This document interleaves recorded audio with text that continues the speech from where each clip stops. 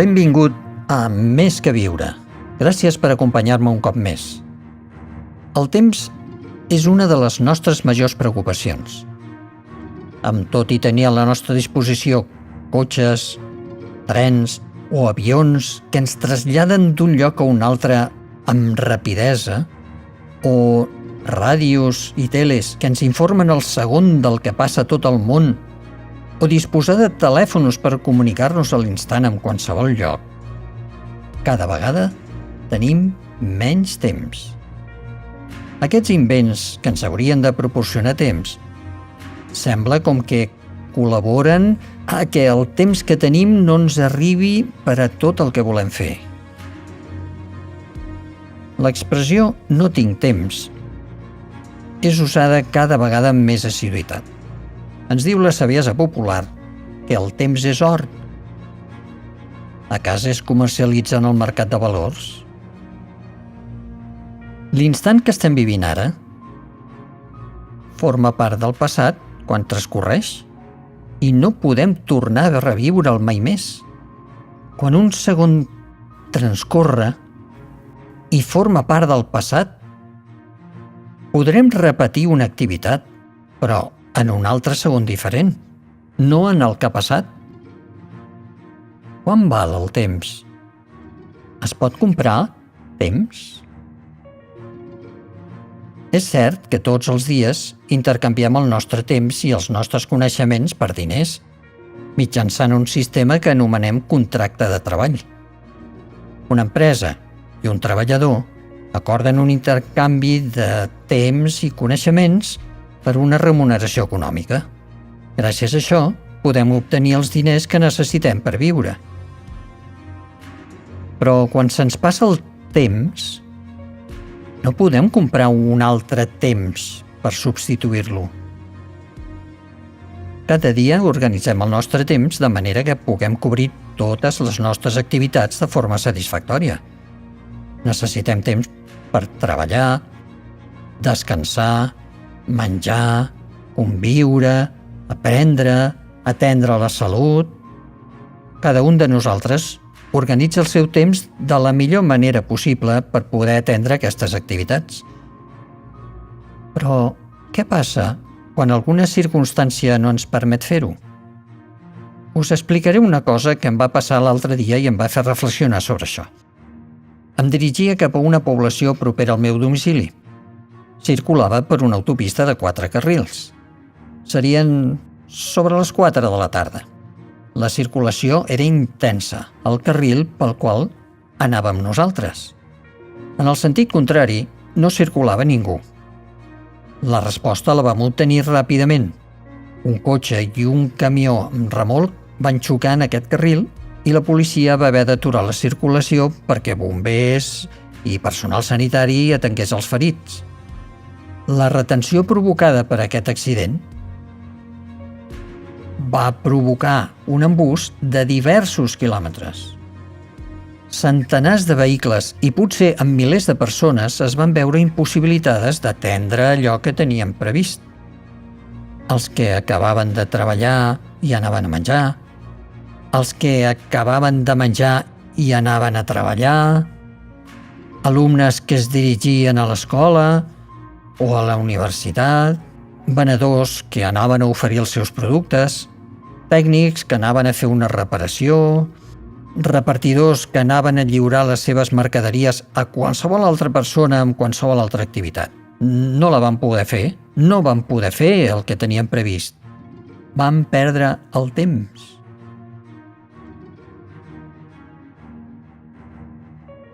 Prenguem com a mitjana que un vehicle mesuri 4 metres i hi hagi 1 metre entre aquest i el darrere. Comptem com a mesura per fer el càlcul uns 5 metres per cotxe. A cada quilòmetre haurien 200 automòbils. Per 4 carrils que té la carretera són 800. Si ho multipliquem per 10 quilòmetres, ens donen 8.000 vehicles. Suposant que en cada un només hi ha una persona i que al seu entorn hi ha una mitjana de 3 persones esperant-lo, l'accident ha afectat més o menys a unes 24.000 persones directament, perquè al seu torn, els que estan atrapats en la retenció de la carretera tenen les seves activitats lligades a altres persones que s'han vist afectades pels retards ocasionats per l'accident. És impressionant pensar sobre el pas del temps i la forma d'aprofitar-lo. Pensem en que la retenció ha durat 1 hora. Podem imaginar el trastorn que ha causat aquest accident i el temps que s'ha desaprofitat en ell. Cada segon transcorregut no torna més. Quant de temps van haver de desaprofitar totes les persones implicades en aquella circumstància? Es van quedar esperant familiars per menjar, companys d'empresa per treballar, alumnes per rebre classe, clients per rebre informació, afectats per diverses avaries o botigues que necessitaven material per vendre. Què és el temps? Ens referim al temps meteorològic, al temps històric, a un temps verbal, al temps de treball, al temps lliure. Podem definir el temps com l'espai transcorregut entre un instant i un altre. Els éssers humans hem mesurat el temps des del principi de la humanitat. La Bíblia ens indica que Déu va posar el sol i la lluna per marcar els dies. Déu digué que hi hagi llums en el cel que il·luminin la terra, que il·luminin la terra i separin el dia de la nit i que serveixin també per assenyalar els dies, els anys i les dates especials. I així va ser. Déu va fer els 2 llums, el gran per donar llum de dia i la petita per il·luminar la nit. També va fer les estrelles. I també ens explica que va posar un monument en el temps per recordar la seva creació.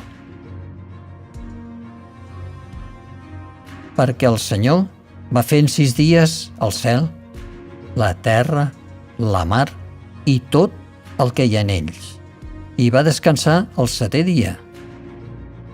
Per això el Senyor va venir el dissabte i el va declarar dia sagrat. Cada vegada que acaba una setmana, tenim l'oportunitat de recordar que el temps és un regal que Déu ens va donar als éssers humans per poder administrar la nostra vida i recordar-nos del nostre Creador. Amic, el temps no són accions que es comprin i es venguin al parquet d'una borsa de valors, ni que s'adquireixin en cap mercat financer. El temps és molt més que or. El temps és un regal que Déu ens donà per créixer com a persones i ajudar els altres a que puguin créixer també. Com distribueixes el teu temps? El temps que passes amb la família, amb els amics, amb els teus estudis, amb el teu descans, té un valor incalculable. El Senyor ens convida a aprofitar el temps i ens diu a la Bíblia: mireu, doncs, amb diligència com camineu, no com necis, sinó com savis, aprofitant bé el temps. T'animes a seguir el consell diví? El Senyor és l'amo de l'espai i del temps. Pot ensenyar-te a caminar com un savi aprofitant bé el temps, a distingir les accions profitoses de les inútils, a valorar el que és important del que és superflu. Si et falta temps, si no arribes a tot, deixa-li a Déu ajudar-te a distribuir el teu temps, perquè per a Déu no hi ha res impossible. Si vols saber més, t'invito a entrar en la web quecurso.es. I si desitges compartir les teves inquietuds amb nosaltres, pots escriure'ns a hola@homemedia.es. Trobaràs el Déu que pot ajudar-te a aprofitar bé el teu temps. No oblidis que per a Déu tot és possible. T'espero en el proper programa. Fins aviat.